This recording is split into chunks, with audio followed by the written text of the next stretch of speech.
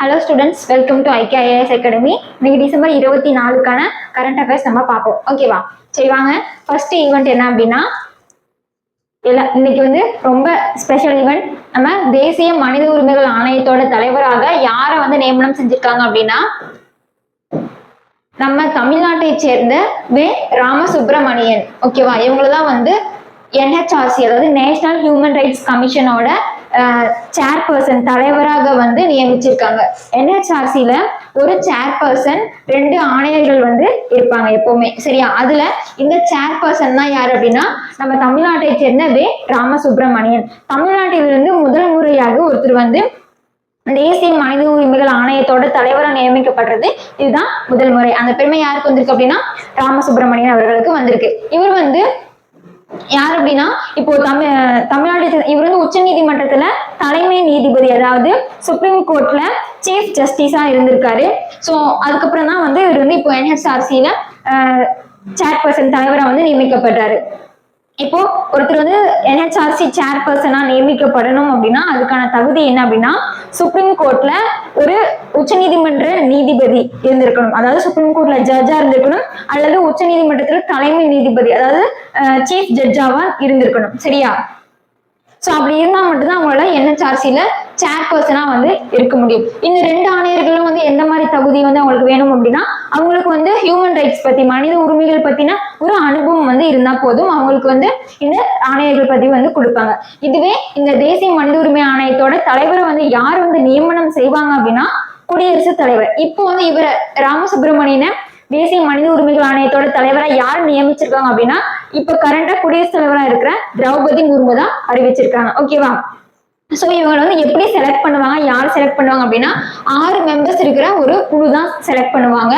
யார் வந்து தேசிய மனித உரிமைகள் ஆணையத்தோட தலைவரா இருக்கணும் அப்படின்னு இந்த கமிட்டி தான் டிசைட் பண்ணுவாங்க. அவங்களதான் வந்து நம்ம குடியரசுத் தலைவர் வந்து நியமனம் செய்வாங்க. சரியா?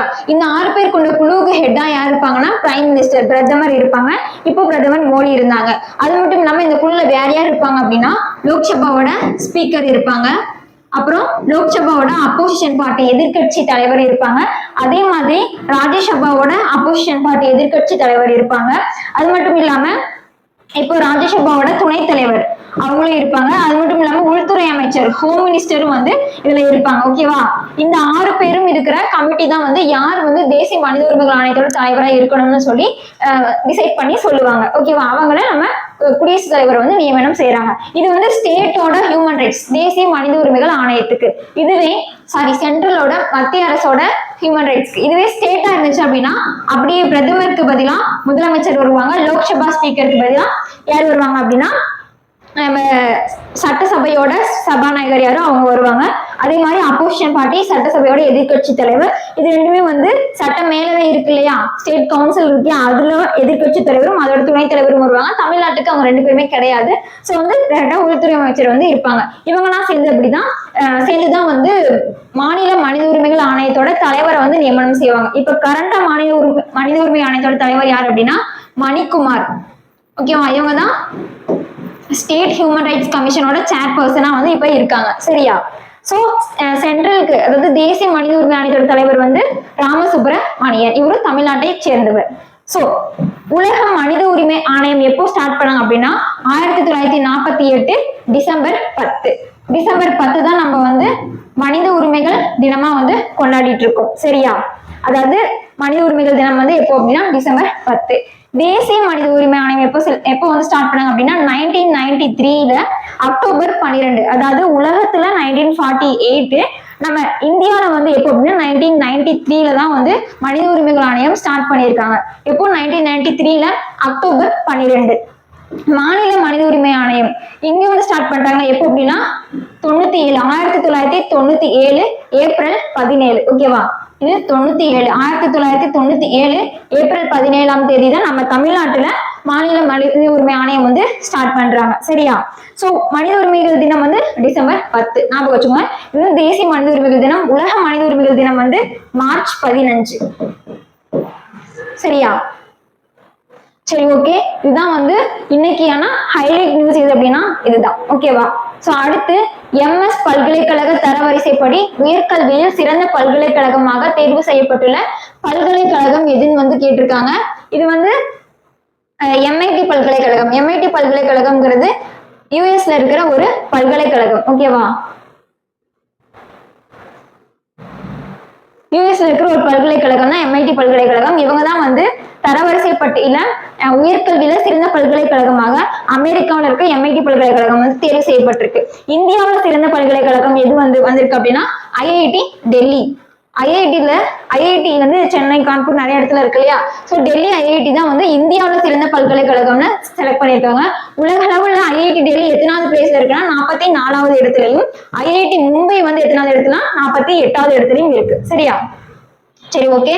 அடுத்து நெக்ஸ்ட் ஈவெண்ட் என்னன்னா பாரதிய அந்தரிக்ஷ நிலையத்தை எந்த ஆண்டுக்குள் அமைக்கப்பட உள்ளது? பாரதிய அந்தரிக்ஷ நிலையம் எந்த ஆண்டுக்குள் அமைக்கப்பட உள்ளது அப்படின்னா 2035க்குள் வந்து அமைக்க போறாங்க.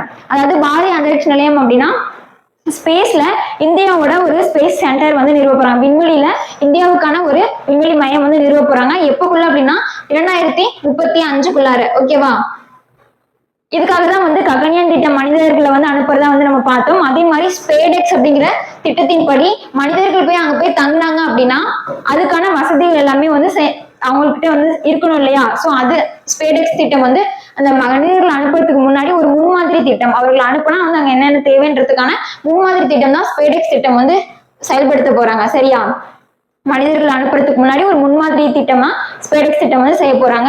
ஸோ இதெல்லாம் எதுக்கு பண்றாங்க அப்படின்னா அங்க விண்வெளியில நம்மளோட இந்தியாவோட ஸ்பேஸ் சென்டர் வந்து அமைக்கிறதுக்காக. ஓகேவா, பாரதிய அந்தரிக்ஷ நிலையம் அமைக்கிறதுக்கு இஸ்ரோ வந்து திட்டமிட்டு இருக்காங்க. எப்பக்குள்ள அப்படின்னா 2035க்குள்ள அமைக்க போறாங்க. எப்பக்குள்ள வந்து இந்தியா வந்து வளர்ந்த பாரதமா மாறப்போகுதுன்னு அனௌன்ஸ் பண்ணிருக்காங்க அப்படின்னா 2047க்குள்ள. சரியா, அதுல டார்கெட்டா வச்சிருக்காங்க. ஓகே, அடுத்து இந்தியாவோட முதல் உயிர் பிட்ருமன் சாலை எங்க அமைக்கப்பட்டுள்ளது அப்படின்னா நாக்பூர்ல இருக்கிற N44. ஓகேவா, நாக்பூர்ல N44ல அமைக்கப்பட உள்ளது. இது தேசிய நெடுஞ்சாலை ஆணையம் வந்து எப்ப ஸ்டார்ட் பண்ணாங்க அப்படின்னா 1995ல ஸ்டார்ட் பண்ணாங்க. ஓகேவா, உயிர் பிட்ருமன் சாலை அதாவது பயோ பிட்ருமன் ரோடு அப்படின்னா இப்போ பிட்ருமன்னா வந்து நமக்கு தெரியும் அது வந்து க்ரூட் ஆயில் இருந்து அதுக்கப்புறம் ஃபில்டர் ஆகி வர்றது. இந்த பிட்ருமன்ல கொஞ்சம் பெட்ரோல் டீசலும் இருக்கும். அது ஃபுல்லாவே ரிமூவ் பண்ணிடுவாங்க. ரிமூவ் பண்ணிட்டு மிச்சம் இருக்கிற பிட்ருமன்ஸ் வச்சு அது கூட வந்து இந்த வெஜிடபிள் வேஸ்ட், அல்கைஸ், பாசி இதெல்லாம் இருக்கும் இல்லையா, அதெல்லாம் சேர்த்து ஒரு பயோ பிட்ருமன் வந்து ரெடி பண்ணுவாங்க. அதுன்னு கூட அது எவ்வளவு பெர்சன்ட் அப்படின்னா 9% பிளாஸ்டிக்கு, 91% பயோ பிட்ருமன், அப்புறம் அது கூட வந்து மண்ணு மீதி எல்லாமே சேர்த்து இந்த ரோட் வந்து மேக் பண்றாங்க. சரியா,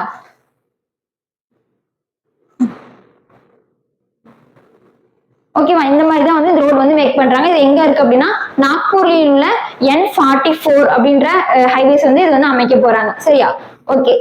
நெக்ஸ்ட் தேசிய நெடுஞ்சாலை ஆணையம். எப்போ வச்சாங்கன்னா 1995 பார்த்தாச்சு.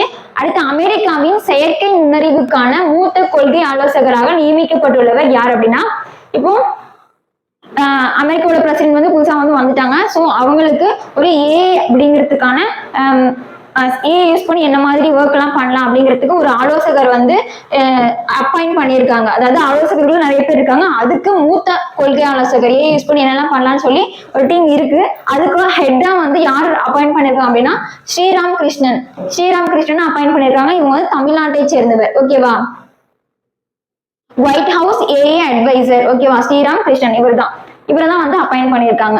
அடுத்து இணைய தயார் நிலை குறியீடு 2024ல முதலிடம் பிடித்துள்ள நாடு எது அப்படின்னா ஃபர்ஸ்ட் வந்து அமெரிக்கா. இணைய தயார் நிலை குறியீடு ஃபர்ஸ்ட் இடம் வந்து அமெரிக்கா, செகண்ட் வந்து சிங்கப்பூர், 49வது இடம் இந்தியா. ஓகேவா, 2023ல இந்தியா வந்து 60வது இடத்துல இருந்துச்சு. 2024ல 49வது இடத்துக்கு வந்திருக்கு. சரியா, அடுத்து இந்த கொஸ்டின் நம்ம நேற்றே பார்த்தோம். எங்க வந்து உலக பொருளாதார உச்சி மாநாடு வேர்ல்டு எக்கனாமிக் ஃபோரம் நடைபெற உள்ளது அப்படின்னு நம்ம நேற்றே பார்த்தோம்.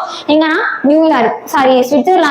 சுவிட்சர்லாந்துல எந்த இடத்துல அப்படின்னா டாவோஸ் அப்படிங்கிற சிட்டில. ஓகேவா, டாவோஸ் சிட்டி எங்க இருக்கு அப்படின்னா சுவிட்சர்லாந்து. அங்கதான் வந்து நடக்க போகுது வேர்ல்டு எக்கனாமிக் ஃபோரம்.